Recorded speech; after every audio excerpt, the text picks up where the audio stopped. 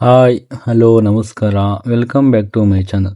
ಇವತ್ತಿನ ವಿಡಿಯೋದಲ್ಲಿ ಶಿವಮೊಗ್ಗ ಜಿಲ್ಲೆಯಲ್ಲಿ ಕೋರ್ಟ್ನಲ್ಲಿ ಹೊಸದಾಗಿ ನೋಟಿಫಿಕೇಶನ್ ರಿಲೀಸ್ ಮಾಡಿದ್ದಾರೆ. ಈ ವಿಡಿಯೋದಲ್ಲಿ ಅದ್ರ ಬಗ್ಗೆ ಕಂಪ್ಲೀಟ್ ಆಗಿ ಮಾಹಿತಿ ಕೊಡ್ತಾ ಹೋಗ್ತೀನಿ. ಹಾಗಾಗಿ ನನ್ನ ಚಾನಲ್ನ ಯಾರು ಸಬ್ಸ್ಕ್ರೈಬ್ ಮಾಡಿಲ್ಲ ಈ ಕೂಡ ಸಬ್ಸ್ಕ್ರೈಬ್ ಮಾಡ್ಕೊಳ್ಳಿ, ಹಾಗೆ ಬೆಲ್ ಐಕನ್ನ ಕ್ಲಿಕ್ ಮಾಡ್ಕೊತ ಹೋಗಿ. ಈಗ ನೋಟಿಫಿಕೇಶನ್ ಏನೇನು ಕೊಟ್ಟಿದ್ದಾರೆ ಅಂತಂದು ಕಂಪ್ಲೀಟ್ ಆಗಿ ಮಾಹಿತಿ ಕೊಡ್ತಾ ಹೋಗ್ತೀನಿ. ಇಲ್ಲಿ ನೋಡ್ತಾ ಹೋಗ್ಬೋದು, ಪ್ರಧಾನ ಜಿಲ್ಲಾ ಮತ್ತು ಸಂತ ನ್ಯಾಯಾಧೀಶರ ಕಚೇರಿ ಶಿವಮೊಗ್ಗ ಕಡೆಯಿಂದ ಏನಪ್ಪಾ ಅಂದರೆ ಅಫಿಷಿಯಲ್ ಆಗಿ ನೋಟಿಫಿಕೇಶನ್ ರಿಲೀಸ್ ಆಗಿದೆ.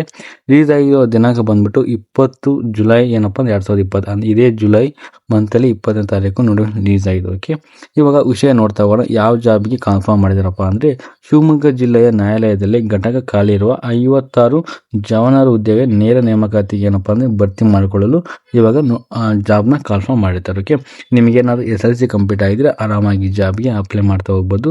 ಜಾಬ್ ಹೆಸರು ಬಂದ್ಬಿಟ್ಟು 56 ಹುದ್ದೆಗಳು ಖಾಲಿದಾವೆ. ಅದು ಹುದ್ದೆ ಹೆಸರು ಜವಾನರ ಹುದ್ದೆಗೆ ಈಗ ನೇರ ನೇಮಕಾತಿ ಮಾಡಿಕೊಳ್ತಾರೆ ಅಂತಂದು ಅವರು ಈಗ ಅಫಿಷಿಯಲ್ ಆಗಿ ತಿಳಿಸಿಕೊಟ್ಟಿದ್ದಾರೆ. ಓಕೆ, ನೆಕ್ಸ್ಟ್ ಏನು ನೋಡ್ತಾ ಹೋದಾದ್ರೆ ಯಾವ ಹುದ್ದೆ ಕರೆದಿರಪ್ಪ ಅಂದರೆ ಶಿವಮೊಗ್ಗ ಜಿಲ್ಲೆ ಮತ್ತು ಸ್ಟೇಷನ್ ನ್ಯಾಯಾಲಯದ ಘಟಕ ವಿವಿಧ ನ್ಯಾಯಾಲಯಗಳಲ್ಲಿ ಕೆಳಗೆ ವಿವರಿಸುವಂತೆ ಖಾಲಿ ಇರುವ ಜವಾನ ಅಂದರೆ P1 ಹುದ್ದೆಗೆ ಏನಪ್ಪ ಅಂದರೆ ಭರ್ತಿ ಮಾಡ್ಕೊಂತಂದು ಕರೆದಿದ್ದಾರೆ.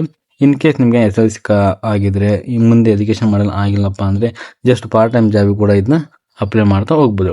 ಯಾವ ವೆಬ್ಸೈಟಲ್ಲಿ ಅಪ್ಲೈ ಮಾಡೋಕ್ಕಪ್ಪ ಅಂದರೆ ನಾನು ಡಿಸ್ಕ್ರಿಪ್ಷನ್ ಬಾಕ್ಸಲ್ಲಿ ಈ ಅಫಿಷಿಯಲ್ ಲಿಂಕ್ನ ಕೊಟ್ಟಿರ್ತೇನೆ. ಈ ಲಿಂಕ್ ಮುಖಾಂತರ ನೀವು ಅರ್ಜಿಯನ್ನು ಹಾಕ್ತಾ ಹೋಗ್ಬೋದು. ನೆಕ್ಸ್ಟ್ ವಿಡಿಯೋದಲ್ಲಿ ಯಾವ ಥರ ಅಪ್ಲಿಕೇಶನ್ ಹಾಕೋದು ಅಂತಂದು ಅದ್ರ ಬಗ್ಗೆ ಕಂಪ್ಲೀಟ್ ಆಗಿ ಮಾಹಿತಿನ ಕೊಡ್ತಾ ಹೋಗ್ತೀನಿ. ಹಾಗೆ ಅರ್ಜಿ ಮೂಲಕ ಆನ್ಲೈನ್ ಮುಖಾಂತರ ಅರ್ಜಿ ಪ್ರಾರಂಭ ದಿನಾಂಕ ಬಂದ್ಬಿಟ್ಟು 23/7/2020 ಅಂದರೆ ನಾಳೆಯಿಂದ ಅರ್ಜಿ ಪ್ರಾರಂಭ ದಿನಾಂಕ ಆಗುತ್ತೆ. ಕೊನೆಯ ದಿನಾಂಕ ಬಂದ್ಬಿಟ್ಟು ಆಗಸ್ಟ್ 24ನೇ ತಾರೀಕು ಕೊನೆಯ ದಿನಾಂಕ ಆಗಿರುತ್ತೆ. ಹಾಗೆ ನೆಕ್ಸ್ಟ್ ಏನಪ್ಪಾ ಅಂದ್ರೆ ರಾತ್ರಿ 12 ಗಂಟೆ ಒಳಗೆ ನೀವು ಅಪ್ಲಿಕೇಶನ್ ಹಾಕಬೇಕು. ಟೋಟಲ್ ಆಗಿ 1 ಮಂತ್ ಏನಪ್ಪ ನಿಮಗೆ ಟೈಮ್ ಕೊಟ್ಟಿರ್ತಾರೆ ಅರ್ಜಿಯನ್ನು ಹಾಕಲು. 1 ಮಂತ್ ಒಳಗೆ ನೀವು ಅರ್ಜಿಯನ್ನು ಹಾಕ್ತಾ ಹೋಗ್ಬೋದು. ಅದನ್ನ ಯಾವ ತರ ಹಾಕ್ಬೋದು ಅಂತಂದು ನೆಕ್ಸ್ಟ್ ವಿಡಿಯೋದಲ್ಲಿ ಅದ್ರ ಬಗ್ಗೆ ಕಂಪ್ಲೀಟ್ ಆಗಿ ಮಾಹಿತಿನ ಕೊಡ್ತಾ ಹೋಗ್ತೀನಿ. ಹಾಗಾಗಿ ನನ್ನ ಚಾನಲ್ ಸಬ್ಸ್ಕ್ರೈಬ್ ಮಾಡ್ಕೊಂಡು ಇಟ್ಕೊಂಡ್ರಿ. ಯಾವ ನಾನು ಅಪ್ಲಿಕೇಶನ್ ಆಗಿ ವಿಡಿಯೋ ಹಾಕ್ತೀನಿ ಅದು ನಿಮಗೆ ಆರಾಮಾಗಿ ನೋಟಿಫಿಕೇಶನ್ ಬರುತ್ತೆ. ಅದ್ರ ಮುಖಾಂತರ ನೀವು ಅಪ್ಲೈ ಮಾಡ್ತಾ ಹೋಗ್ಬೋದು. ಇವಾಗ ಹುದ್ದೆಗಳ ವರ್ಗೀಕರಣ ಮಾಡಿದ್ದಾರೆ. ಓಕೆನಾ, ಈಗ 56 ಹುದ್ದೆಗಳು ಖಾಲಿದಾವಲ್ವಾ, ಯಾವ ಕ್ಯಾಟಗರಿ ಎಷ್ಟೆಷ್ಟು ಹುದ್ದೆಗಳು ಖಾಲಿದಾವೆ ಅಂತಂದು ಅವರು ವರ್ಗೀಕರಣ ಮಾಡಿರ್ತಾರೆ.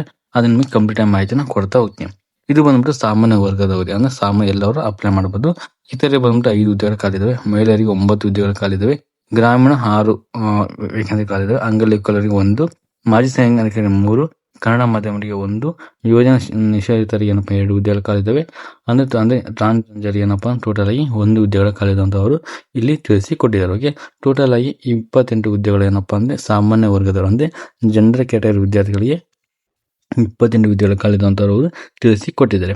ನೆಕ್ಸ್ಟ್ ಪರಿಶಿಷ್ಟ ಜಾತಿಯನ್ನು SC ಕ್ಯಾಟಗರಿ ಅಂದ್ರೆ ಪರಿಶಿಷ್ಟ ಜಾತಿ ಅಂದ್ರೆ SC ಕ್ಯಾಟಗರಿ ಬರ್ತದೆ. ಇವಾಗ ಏನಪ್ಪಾ ಅಂದ್ರೆ ಕರ್ನಾಟಕ ಸರ್ಕಾರ A-B-C ಅಂತ ವರ್ಗೀಕರಣ ಮಾಡಿದ್ದಾರೆ. ಓಕೆನಾ, ಆ ತರದಲ್ಲಿ ಪರಿಶಿಷ್ಟ ಜಾತಿ ಒಳಗೆ ಪರಿಶಿಷ್ಟ SC A ಅವರಿಗೆ ಏನಪ್ಪಾ ಅಂದ್ರೆ ಇಲ್ಲಿ 1 ಹುದ್ದೆಗಳನ್ನು ಸಾಮಾನ್ಯ ಅವರಿಗೆ ಏನಪ್ಪಾ 1 ಹುದ್ದೆಗಳು ಖಾಲಿದಾವೆ. ನೆಕ್ಸ್ಟ್ ಇಲ್ಲಿ ಮಹಿಳೆಯರಿಗೆ 1 ಹುದ್ದೆಗಳು ಖಾಲಿದೆ ಅಂತ ಕೊಟ್ಟಿದ್ದಾರೆ. ನೆಕ್ಸ್ಟ್ ಗ್ರಾಮೀಣ ಅಭ್ಯರ್ಥಿಗಳಿಗೆ 1 ಹುದ್ದೆಗಳು ಖಾಲಿದೆ ಅಂತ ಕೊಟ್ಟಿದ್ದಾರೆ. ಇದು SC ಅವರಿಗೆ A.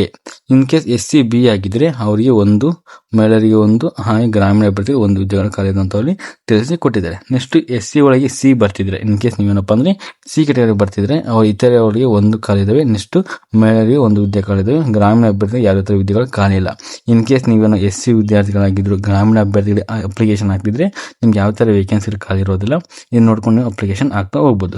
ನೆಕ್ಸ್ಟ್ ನೀವೇನು ST ಕ್ಯಾಂಡಿಡೇಟ್ ಆಗಿದೆ ಅಂದ್ರೆ ಪರಿಶಿಷ್ಟ ಪಂಗಡ ವಿದ್ಯಾರ್ಥಿಗಳಾಗಿದ್ರೆ ಮಹಿಳೆಯರಿಗೆ 1 ಹುದ್ದೆಗಳು ಖಾಲಿದಾವೆ. ನೆಕ್ಸ್ಟ್ ಗ್ರಾಮೀಣ ಅಭ್ಯರ್ಥಿಗಳಿಗೆ 1 ಹುದ್ದೆಗಳು ಮಾತ್ರ ಇಲ್ಲಿ ಖಾಲಿದೆ ಅಂತ ನಾವು ನೋಡ್ತಾ ಹೋಗ್ಬೋದು. ಬಂದ್ಬಿಟ್ಟು ನಿಮಗೆ ST ವಿದ್ಯಾರ್ಥಿಗಳಿಗೆ ಜಸ್ಟ್ ಏನಪ್ಪಾ ಅಂದ್ರೆ 2 ಹುದ್ದೆಗಳು ಖಾಲಿದೆ ಅಂತ ಇಲ್ಲಿ ಕೊಟ್ಟಿದ್ದಾರೆ. ಅದನ್ನ ನೋಡ್ಕೊಂಡು ನೀವು ಅಪ್ಲಿಕೇಶನ್ ಹಾಕ್ತಾ ಹೋಗ್ಬೋದು. ನೆಕ್ಸ್ಟ್ ಪ್ರವಾಗ 1 ವಿದ್ಯಾರ್ಥಿಗಳಿಗೆ ಏನಪ್ಪಾ ಅಂದ್ರೆ ಟೋಟಲ್ ಆಗಿ 3 ಹುದ್ದೆಗಳು ಖಾಲಿದಾವೆ. ಇದನ್ನ ನೋಡ್ಕೊಳ್ಳಿ. ನೆಕ್ಸ್ಟ್ ಪ್ರವಾಗ 2A ವಿದ್ಯಾರ್ಥಿಗಳಿಗೆ 8 ಹುದ್ದೆಗಳು ಖಾಲಿದಾವೆ. ನೆಕ್ಸ್ಟ್ ಪ್ರವಾಗ 2B ವಿದ್ಯಾರ್ಥಿಗಳಿಗೆ ಏನಪ್ಪ 2 ಹುದ್ದೆಗಳು ಖಾಲಿದಾವೆ. ನೆಕ್ಸ್ಟ್ ಪ್ರವಾಗ 3A ವಿದ್ಯಾರ್ಥಿಗಳಿಗೆ ಏನಪ್ಪ 2 ಹುದ್ದೆಗಳು ಖಾಲಿದಾವೆ.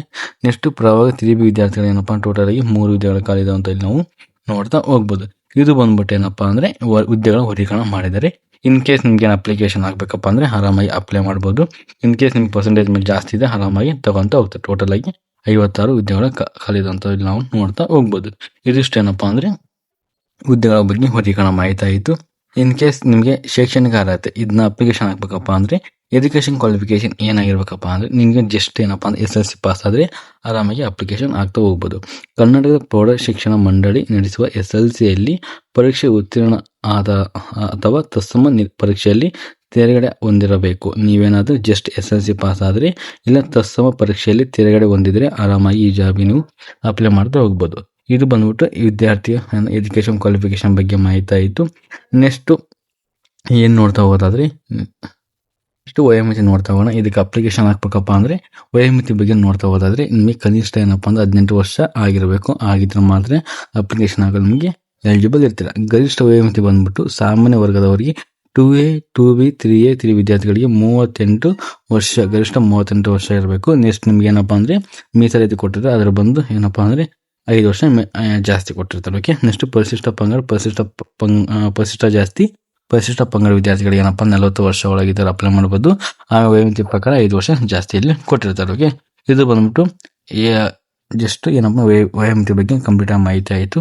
ನೆಕ್ಸ್ಟ್ ಮಾಜಿ ಸೈನಿಕರಾಗಲಿ ಹ್ಯಾಂಡಿಕ್ಯಾಪ್ ವಿದ್ಯಾರ್ಥಿಗಳಾಗಿ ಅವರಿಗೆ ಸಪರೇಟ್ ಆಗಿ ಏನಪ್ಪಾ ಅಂದ್ರೆ ಗೌರ್ಮೆಂಟ್ ಆಧಾರದ ಮೇಲೆ ನಮಗೆ ವಯೋಮಿತಿ ಕೊಟ್ಟಿರ್ತಾರೆ, ಅದನ್ನ ನೋಡ್ಕೊಂತ ಹೋಗ್ಬೋದು. ಹ್ಯಾಂಡಿಕ್ಯಾಪ್ ವಿದ್ಯಾರ್ಥಿಗಳಿಗೆ 10 ವರ್ಷ ಏನಪ್ಪ ನಮಗೆ SRDK ಕೊಟ್ಟಿರ್ತಾರೆ. ಇದು ಬಂದ್ಬಿಟ್ಟು ಏನಪ್ಪಾ ಅಂದ್ರೆ ಅರ್ಜಿ ಬಗ್ಗೆ ಅಂದ್ರೆ ಏಜ್ ಬಗ್ಗೆ ಮಾಹಿತಿ ಆಯಿತು. ನೆಕ್ಸ್ಟ್ ಅರ್ಜಿ ಸಲ್ಲಿಸುವ ವಿಧಾನ ನೋಡ್ತಾ ಹೋಗೋಣ. ನೀವು ಸಾಮಾನ್ಯ ವರ್ಗದವರು ಅಂದ್ರೆ ನೀವು ಜನರಲ್ ಕ್ಯಾಟಗರಿ ಆಗಿದ್ರೆ 200 ರೂಪಾಯಿ ಅಪ್ಲಿಕೇಶನ್ ಫೀಸ್ ಇರುತ್ತೆ. ಆ 200 ರೂಪಾಯಿ ಅಪ್ಲಿಕೇಶನ್ ಫೀಸ್ನ ಪೇ ಮಾಡಬೇಕು. ನೆಕ್ಸ್ಟ್ ಪ್ರಭಾಗ 2A 2B 3A 3B ವಿದ್ಯಾರ್ಥಿಗಳಿಗೆ 100 ರೂಪಾಯಿ ಅಪ್ಲಿಕೇಶನ್ ಫೀಸ್ ಇರುತ್ತೆ. ನೆಕ್ಸ್ಟ್ ಪರಿಶಿಷ್ಟ ಜಾತಿ, ಪರಿಶಿಷ್ಟ ಪಂಗಡ ಪ್ರಭಾಗ 1 ವಿದ್ಯಾರ್ಥಿಗಳಿಗೆ ಹಾಗೂ ಅಂಗವಿಕಲ ಅಭ್ಯರ್ಥಿಗಳಿಗೆ ಶುಲ್ಕ ಪಾಲಿಸುವುದರಿಂದ ವಿನಾಯಿತಿ ನೀಡಲಾಯಿತು. ಅಂದ್ರೆ ನಿಮ್ಗೆ ಯಾವುದೇ ತರ ಅಮೌಂಟ್ ಕಟ್ಟೋ ಅವಶ್ಯಕತೆ ಇಲ್ಲ, ನೀವು ಫ್ರೀಯಾಗಿ ಅಪ್ಲಿಕೇಶನ್ ಹಾಕ್ತಾ ಹೋಗ್ಬೋದು. ಜನರಲ್ ಕ್ಯಾಟಗರಿ ಮತ್ತು ಪ್ರಭಾಗ 2A 2B ವಿದ್ಯಾರ್ಥಿಗಳು ಮಾತ್ರ ಅವ್ರಿಗೆ 100 ರೂಪಾಯಿ ಮತ್ತು 200 ರೂಪಾಯಿ ಅಪ್ಲಿಕೇಶನ್ ಫೀಸ್ನ ಕಟ್ಟಬೇಕಂತ ಇಲ್ಲಿ ಕೊಟ್ಟಿದ್ರೆ. ಅಮೌಂಟ್ ಯಾವ ತರ ಪೇ ಮಾಡಬೇಕಪ್ಪ ಅಂದ್ರೆ ನೀವು UPI ಮುಖಾಂತರ ಏನಪ್ಪಾ ಅಂದ್ರೆ ಫೋನ್ ಪೇ ಮುಖಾಂತರ ಆಗಿರ್ಬೋದು, ನೆಟ್ ಬ್ಯಾಂಕಿಂಗ್ ಮುಖಾಂತರ ನೀವು ಅಮೌಂಟ್ ನ ಪೇ ಮಾಡಬೇಕಂತ ಇಲ್ಲಿ ಅವರು ಕೊಟ್ಟಿದ್ದಾರೆ. ಇದು ಅಫಿಷಿಯಲ್ ವೆಬ್ಸೈಟ್ ಆಗಿರುತ್ತೆ. ಈ ಲಿಂಕ್ ನ ಡಿಸ್ಕ್ರಿಪ್ಷನ್ ಬಾಕ್ಸ್ ಅಲ್ಲಿ ಕೊಟ್ಟಿರ್ತೀನಿ. ಇದ್ರ ಮುಖಾಂತರ ನೀವು ಅರ್ಜಿಯನ್ನು ಹಾಕ್ತಾ ಹೋಗ್ಬೋದು. ಇನ್ ಕೇಸ್ ನಿಮ್ಗೆ ಅರ್ಜಿಯನ್ನು ಹಾಕೋದು ಗೊತ್ತಾಗಿಲ್ಲಪ್ಪ ಅಂದ್ರೆ ನೆಕ್ಸ್ಟ್ ವಿಡಿಯೋದಲ್ಲಿ ಅಂದ್ರೆ ಯಾವ ತರ ಅಪ್ಲಿಕೇಶನ್ ಹಾಕೋದು ಕಂಪ್ಲೀಟ್ ಆಗಿ ನಿಮಗೆ ಮಾಹಿತಿನ ಕೊಡ್ತಾ ಹೋಗ್ತೀನಿ. ಅರ್ಜಿಯನ್ನು ಪ್ರಾರಂಭ ಏನಾಗ ಗೊತ್ತಿರುತ್ತಲ್ವ, ನಾಳೆಯಿಂದ ಅರ್ಜಿಯನ್ನು ಸ್ಟಾರ್ಟ್ ಆಗುತ್ತೆ.